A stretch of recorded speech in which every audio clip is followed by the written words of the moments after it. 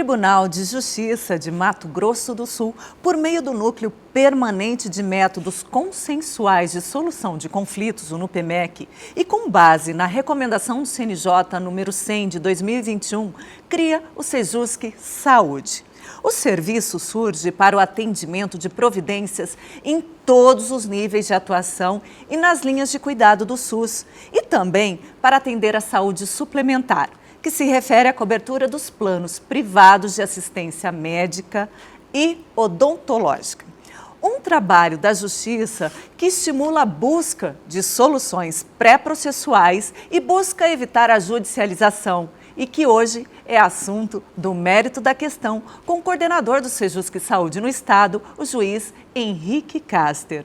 Então, doutor, em que contexto nasce o Sejusc Saúde? Porque já existiam Sejuscs, mas não com uma área tão específica assim, né? O que a gente vivia? Nós vivíamos e ainda vivemos um quadro de judicialização da saúde. Nós temos uma demanda muito grande numa série de áreas, por exemplo, cirurgias ortopédicas, há uma demanda da população imensa, há uma fila muito grande e hoje na parte privada, né, da saúde privada, nós temos os problemas do espectro autista que demandam uma série de medidas. Então, essa demanda não iniciou agora, ela já vinha alguns anos atrás e finalmente em 2024 nós instalamos o Sejusc Saúde aqui no tribunal a partir de uma determinação do CNJ. E esse contexto, esse cenário, me parece que é nacional, não é uma particularidade de Mato Grosso do Sul, né? O cenário é nacional, mas o nosso Sejusc é muito particular. E vou te dizer por quê. Primeiro porque o maior índice de êxito em resolução de demandas da área de saúde no Brasil é nosso. Tanto é verdade que agora, em maio, nós vamos receber uma conselheira do CNJ e os presidentes dos comitês estaduais de saúde do Brasil inteiro, aqui no Mato Grosso do Sul, justamente para apresentar o Sejusc, que o nosso, de fato, ele se difere por um índice alto de conciliação e por outras inovações, a exemplo do nosso aplicativo, pelo qual a população ela pode pedir a medida de saúde sem sair de casa, sem precisar de advogado, de graça. Então, nós estamos sendo copiados no Brasil. Com muito orgulho, a gente tem que dizer isso, com humildade, com orgulho, mas é uma verdade. E para a gente entrar na prática desses serviços, o que pode ser solicitado no Sejusc Saúde? Qualquer coisa que tenha a ver com a área de saúde, seja da pública, seja da suplementar. Por exemplo, você precisa de um exame de joelho. Sofreu um acidente, precisa de um exame, não marca nunca, já foi lá tentar marcar, pode se pedir. Você precisa de um medicamento, você precisa de dieta, isso aí é muito procurado hoje. Nós temos pessoas idosas ou crianças que precisam de dietas que são muito caras ou até de home care, que é uma espécie de tratamento na casa do paciente. Ele vai ali e pede pela plataforma, tem que colocar alguns documentos, mas de forma muito simples, o atestado médico, e aí nós vamos atrás da providência de saúde que ele peça. Mas também não é só medicamento e não é só procedimento, é cirurgia também. É cirurgia, é prestação de terapias, como no autismo, na pública e na privada, né? Na pública, nós temos uma demanda alta na parte de ortopedia, é a mais alta. E na privada, nas matérias de autismo. Certo. E como fazer a solicitação, né? O senhor já colocou aqui a questão do aplicativo. É a única plataforma, é a única forma? Não, não é. Tem 3 formas. Na verdade, 4 formas. A primeira é usando o aplicativo, o TJ Mobile. É só baixar, né? Seja na loja do Google, seja na loja da Apple, e ali o sujeito no celular, ele já vai conseguir o que ele quer. A segunda opção é entrar no site do TJ e até a parte do Sejusc Saúde. É uma espécie de um bannerzinho ali que tem lá embaixo. Ele vai ali, muito simplesmente também. Outra forma é vir ao Sejusc, vir no NUPEMEC, pessoalmente, que será recebido na hora, independentemente de marcar horário. Não precisa marcar horário nenhum. Nós estamos de braços abertos para recebê-los. E também nós temos um WhatsApp. E também nós temos um telefone fixo. Ou seja, nos encontrar é fácil. Nos encontrar é fácil. E nós ainda vamos criar outras maneiras. Por exemplo, nós vamos na UFMS para levar aos alunos um sistema para treiná-los, para eles irem nas comunidades carentes e eles mesmos fazerem o requerimento para as partes mais humildes, aquelas que não têm acesso a um celular, ou que não sabem usar, ou que são mais idosas. Então, assim, o aluno vai lá, ele vai ter que aprender essa matéria de saúde, que é muito complicada, então a gente já... O aluno do curso de Direito. Isso, a gente já faz algo bom pela universidade, eles têm que estudar isso, eles têm que serem treinados, aí eles vão nas comunidades, ouvem as pessoas e fazem o requerimento na nossa plataforma, ajudando as pessoas. Então, ainda tem mais uma forma agora, que é por intermédio da UFMS.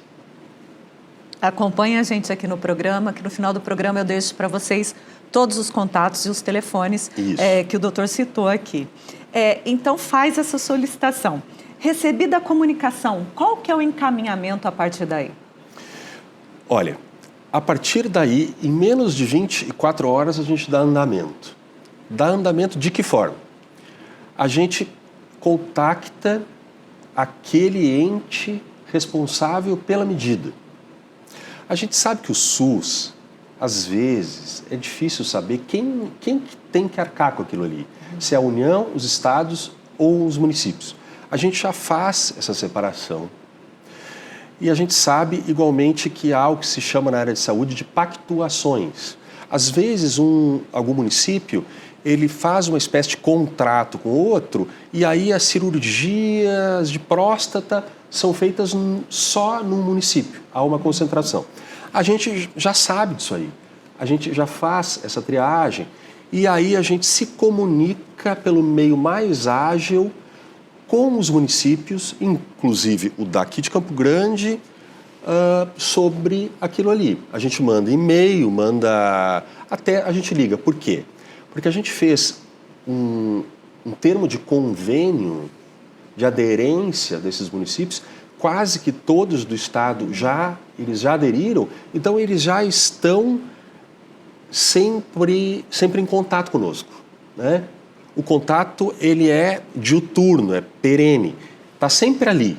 E é uma via de mão dupla. E a ideia é essa mesmo, a ideia de dialogar com os entes. Aí a gente manda essa demanda, no máximo um dia depois, e aí o ente público tem 10 dias de prazo para nos responder.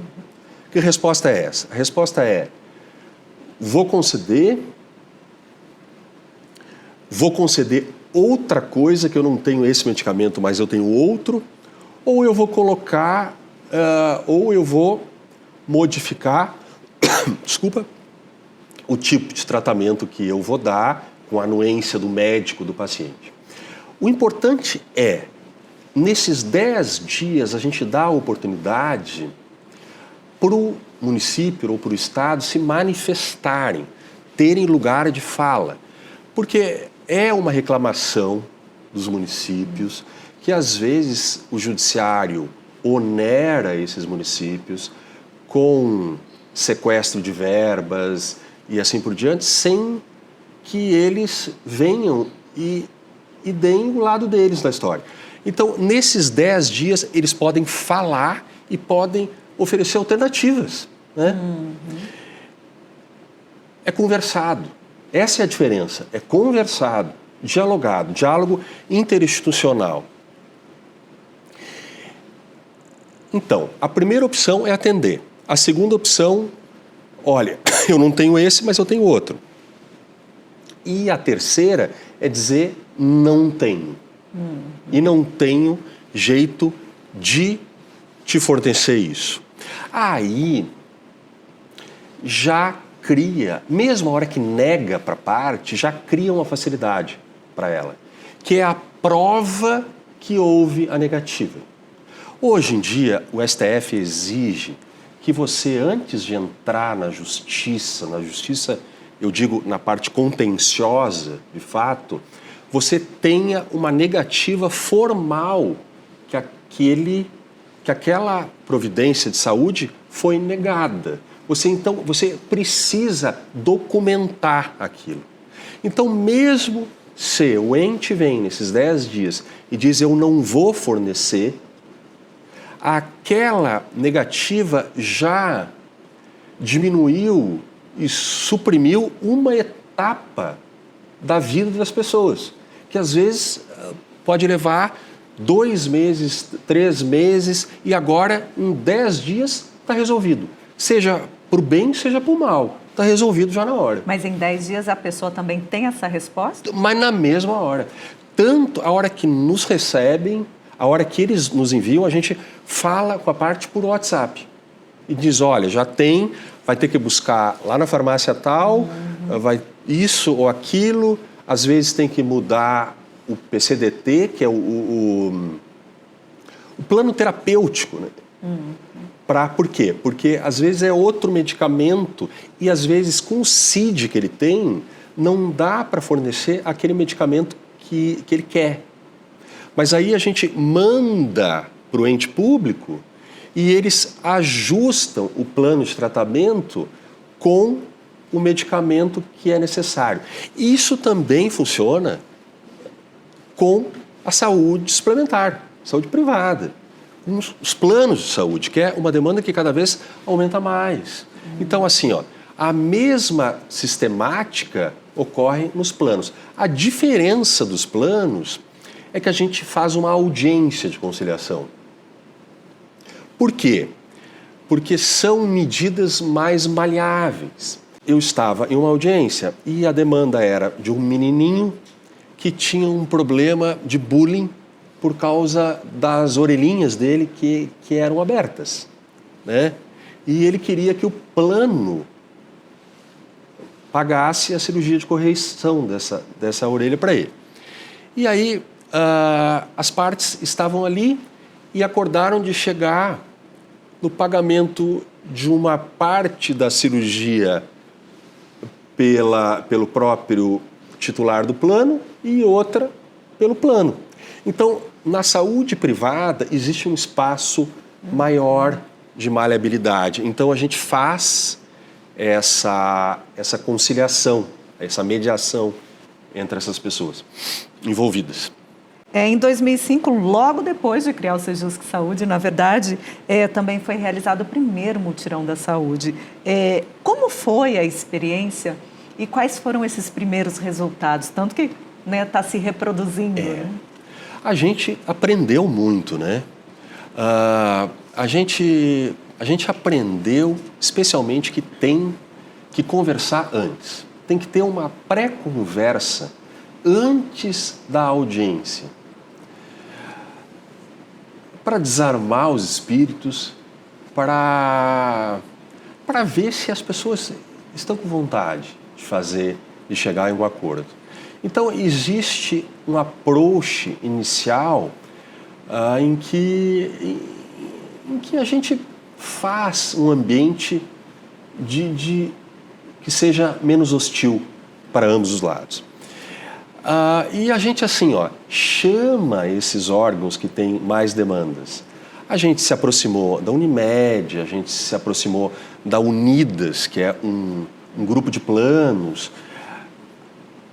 o diálogo é muito produtivo, né? Muito produtivo. E eles já estão acostumados conosco.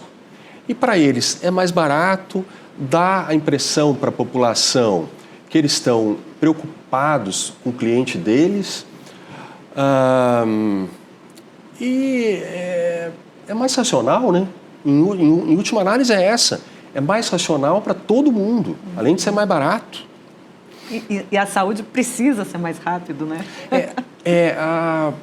A saúde, ela mexe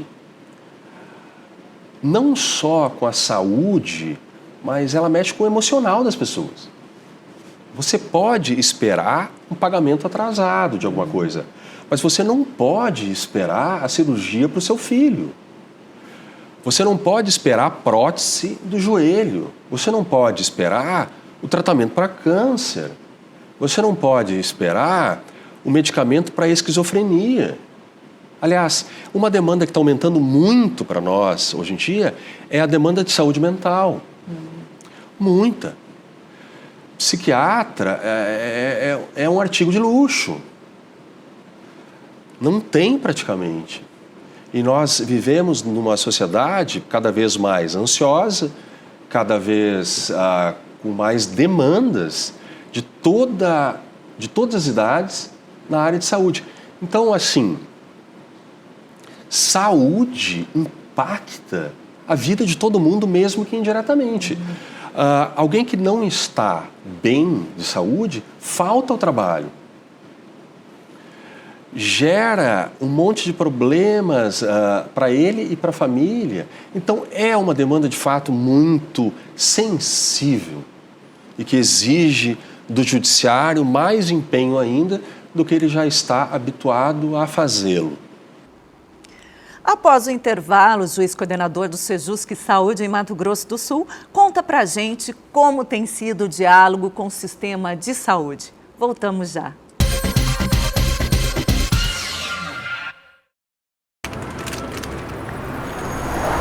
E se ninguém debatesse? E se ninguém fiscalizasse? E se ninguém decidisse? A democracia não acontece sozinha. Ela exige trabalho, diálogo, responsabilidade. É aqui, na Assembleia Legislativa, que a transformação acontece. Deputados e deputadas ouvem a população, debatem ideias, fiscalizam recursos, constroem soluções. E quando um projeto é aprovado, não é apenas uma nova lei. É recurso que chega, é atendimento funcionando, é obra em andamento, é melhoria constante, é oportunidade que surge, é direito garantido. Se Mato Grosso do Sul é hoje um dos estados que mais cresce no país, é porque tem representantes comprometidos com o futuro e com você. Assembleia Legislativa de Mato Grosso do Sul, Estado do Pantanal.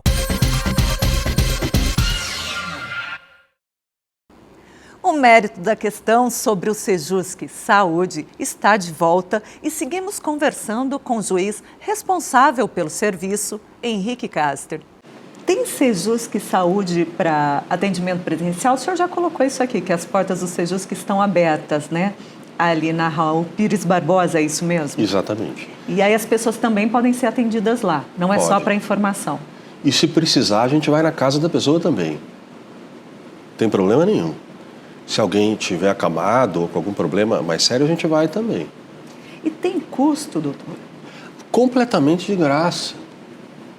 Não precisa de advogado, não precisa de ninguém.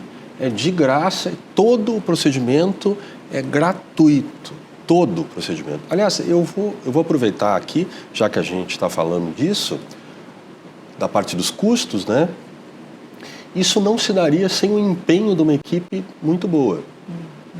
Nós temos servidores do judiciário, a exemplo da Deise, da Natália e de outras do NUPEMEC, que fazem isso tudo andar, isso tudo girar. Então é uma equipe muito dedicada e sem a qual nada aconteceria. E essas pessoas estão tão dedicadas ao que estão fazendo que está dando certo. E só dá certo se há o amor e a dedicação que se faz. Bom, tem um serviço aí disponível, né, para resolver essas questões. O senhor falou no primeiro bloco sobre conciliação. Essas soluções partem muito de acordo, de mediação e conciliação. A gente tem um mérito da questão, especialmente sobre isso, com o desembargador Rui Celso, mas eu gostaria que o senhor reforçasse aqui, né, como funciona a mediação e a conciliação. Olha, a mediação e a conciliação são as formas usuais hoje no mundo inteiro para a resolução de conflitos. Por exemplo, você entra com uma demanda na Alemanha e as pessoas optam mais por entrar por um meio de conciliação do que por um meio litigioso. Porque o meio litigioso é mais caro, é mais lento e às vezes ele pode frustrar, na pior das hipóteses, ambas as partes. Aqui no Brasil é exatamente a mesma coisa. A justiça litigiosa, ela tem uma demanda muito grande, né? Então ela costuma ser um pouco mais demorada, ela costuma a ser mais cara e às vezes ela não tem o tempo necessário para o protagonismo dos envolvidos. Se eu tivesse que dizer uma palavra que diferencia a justiça do jeito que a gente conhece da mediação, da conciliação, é o espaço de protagonismo dos envolvidos. Eles que constroem as soluções. E olha, ninguém melhor para falar do seu problema e para resolver o seu problema do que aquele que sofre na pele o próprio problema. Então, assim, eu acredito na capacidade das pessoas e a gente vê mágica acontecer. A gente vê as pessoas se entenderem em situações que a gente nunca imaginou que pudesse dar um acordo. E outra coisa, né, que a gente sempre fala, um acordo é o que se construiu por ambos ali.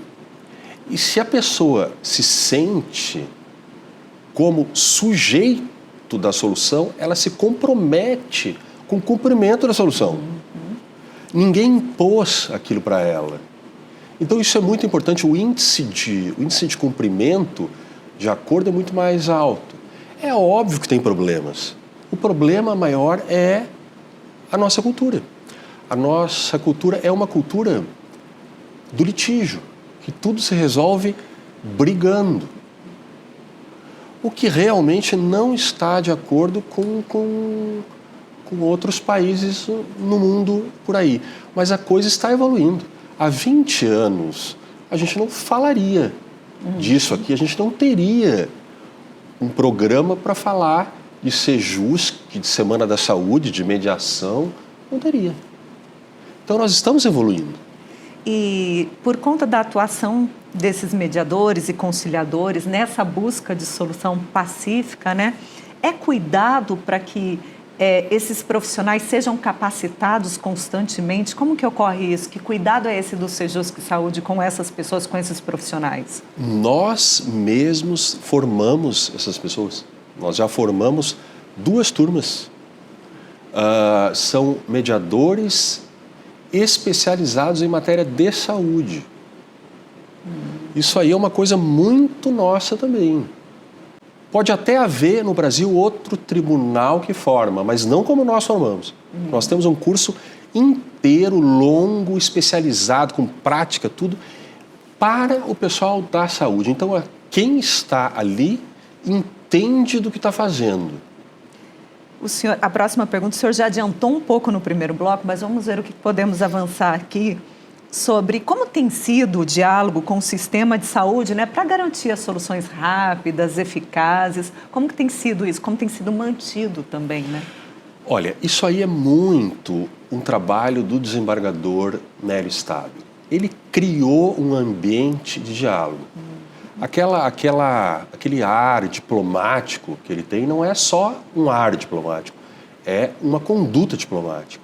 Então, aqui no Comitê Estadual da Saúde do CNJ, é um ambiente plural e que recebe todo mundo. Secretarias de Estado, de município, diretores de hospitais, diretores de planos, universidades. Então, se criou um ambiente de troca de informações. E nós temos ainda grupos de trabalho específicos para algumas matérias. Por exemplo, eu estive no Rio Grande do Sul avaliando um projeto que eles têm lá chamado URCA. O que significa isso? Eles têm um grupo de assessores super especializados que fazem minutas para os juízes do estado inteiro na área de saúde.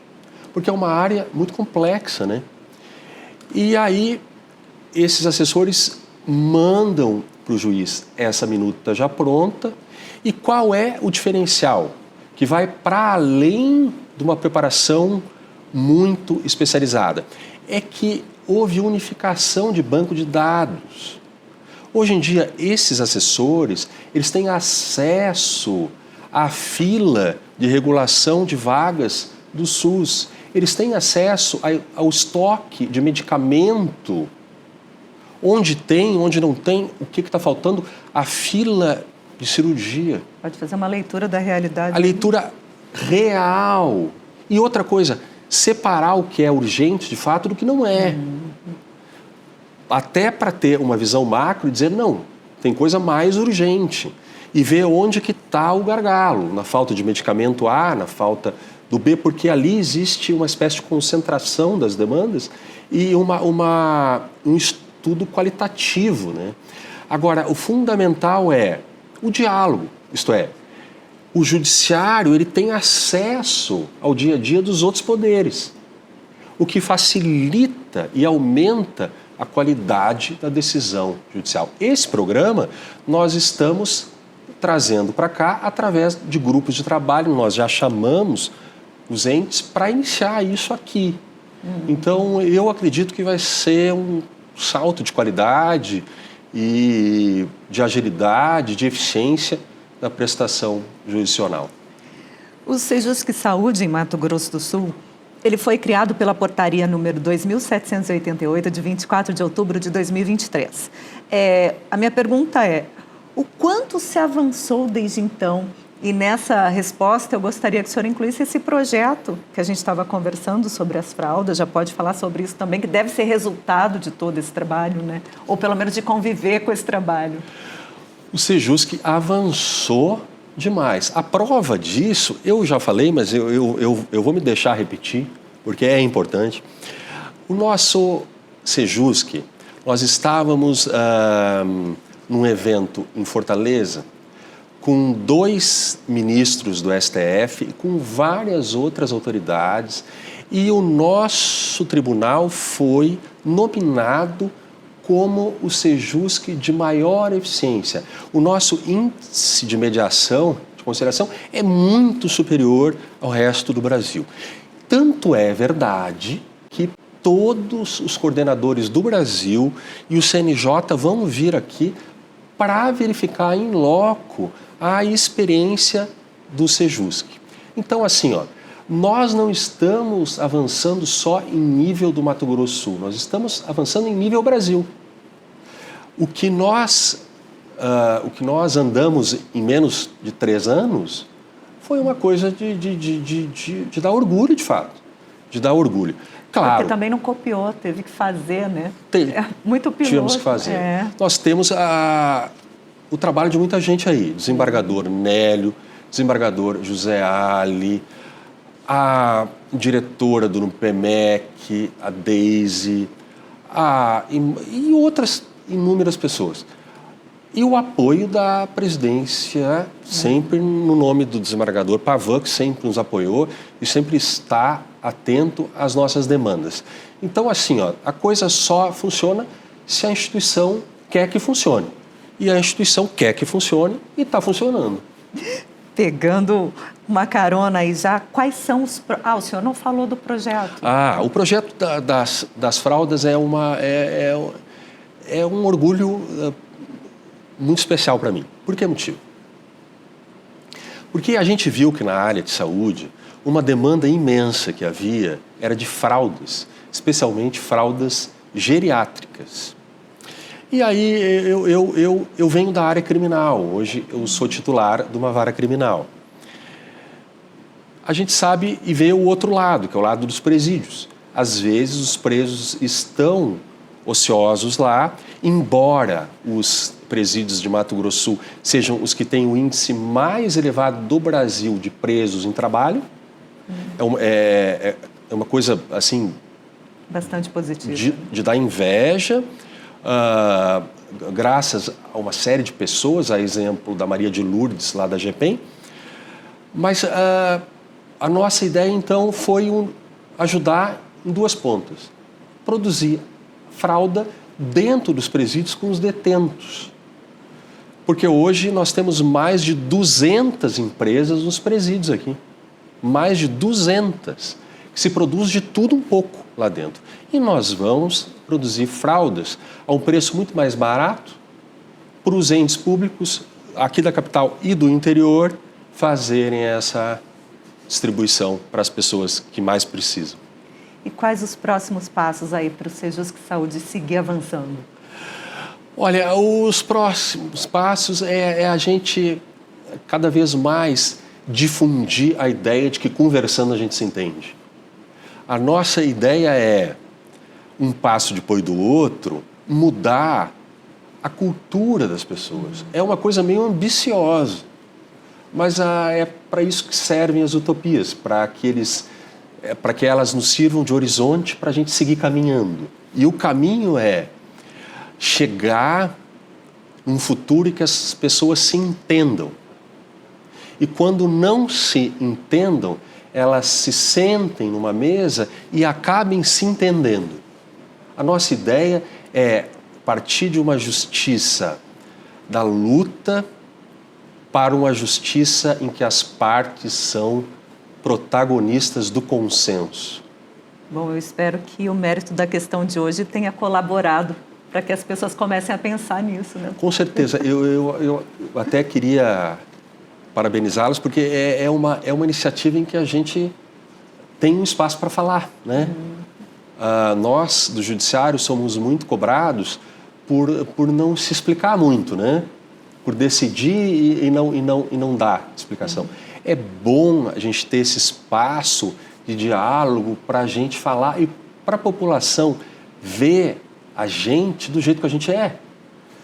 Seres humanos, né? Com dificuldades e com sonhos e com defeitos e com tudo isso. Eu acredito na aproximação do Judiciário com a população. Eu acredito de fato nisso. Então, esse programa aproxima. É um programa de diálogo que aproxima o cidadão do Poder Judiciário. E muito obrigada pela sua participação. Obrigado a vocês. Qualquer outra dúvida, os canais para buscar atendimento são 67 98 177 0180, 67 3317 3981 ou o e-mail sejusc.saude@tjms.br, que estão aqui no vídeo. Essa edição termina agora e espero sua audiência para o próximo programa. Até lá!